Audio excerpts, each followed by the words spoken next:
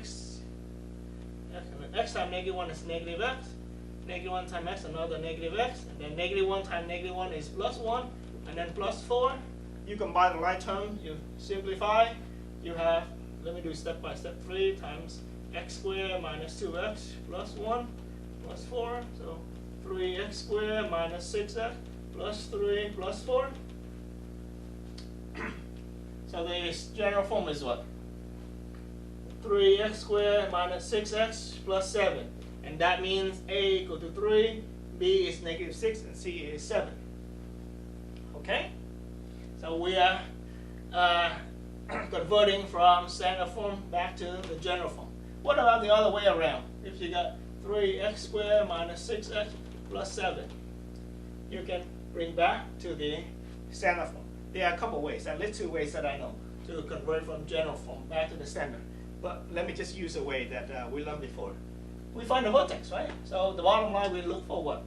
Ax minus h squared plus k, right? We know that a equal to 3 already. X minus h squared plus k. So all we need to calculate is what? H and k. Okay? And how do we find h from here?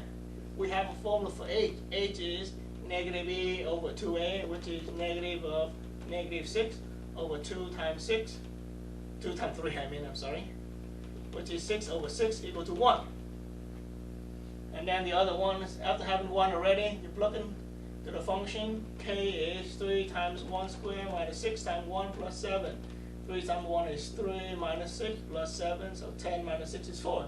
So k equal to 4. So h is 1, k is 4. Plug in here. Minus h means minus 1, plus k means plus 4.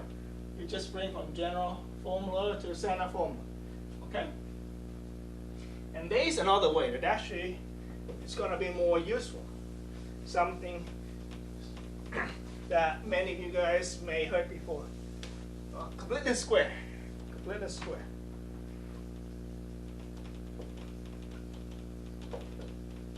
This technique, completeness square, is going to help you to make a perfect square out of a general form quadratic function. So let's start with something easy. Something with just a single x, right? X squared minus 4x plus 3. Alright? How do I find a perfect square out of it? First of all, I got x squared minus 4x, right? And then plus 3. See, I'm not changing anything. I'm just giving some space right here to add and subtract a dummy number. And this is what I'm going to do. Take half of the number 4 right here. Doesn't matter, it's plus or minus, okay? Half of 4 is 2. You squared it up. Half of 4 is 2. 2 squared is 4. B over 2 squared. That's what we're doing, alright? So negative 4 over 2 is negative 2 squared, is 4. Or 4 over 2 is 2 squared, is 4. So half of it squared is going to be 4. So you add 4 and minus 4. Always add first and then minus, okay? And what is it good for? You see what? The first 3 terms right here will be a perfect square, and then all you have to do is combine the right terms. So x squared minus 4x plus 4 will be x minus 2, everything squared. And negative 4 plus 3 is negative 1. You see?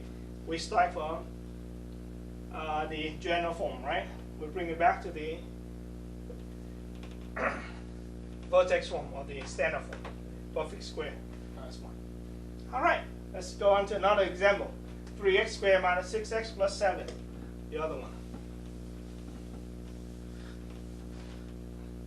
3x squared minus 6x plus 7.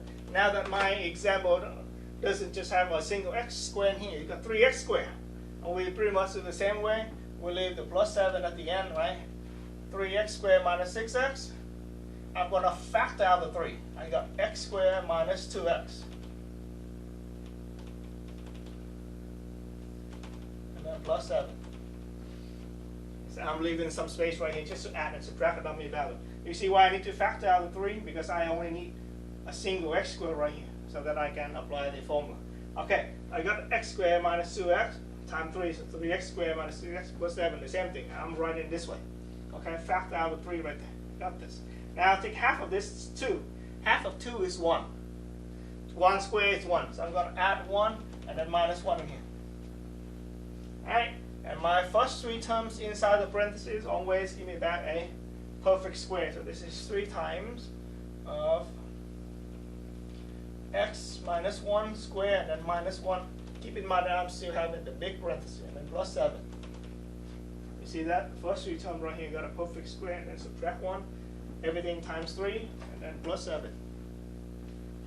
Okay?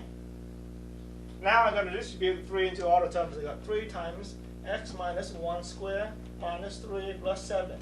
And all I have to do is combine the line terms at the end right here. I got 3x minus 1 squared plus 4.